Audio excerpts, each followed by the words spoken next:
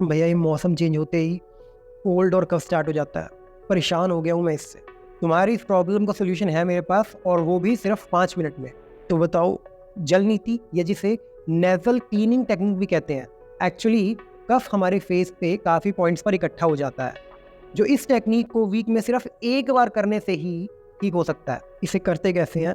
एक जल नीति पॉट में गुनगुना पानी भरना है और उसमें थोड़ा सा नमक डालना है, और फिर पानी को नाक से बाहर निकालना है। ये तो थोड़ा अजीब लग रहा है, घबराओ मत। इसे करने में 5 मिनट भी नहीं लगते हैं। मैंने नीचे डिस्क्रिप्शन में लिंक डाल दिया है, तुम वहाँ जाके पूरा प्रोसेस देख सकते हो और समझ सकते हो। और ऐसी एडवाइजेस के लिए चैनल को फॉलो ज़रूर कर देना।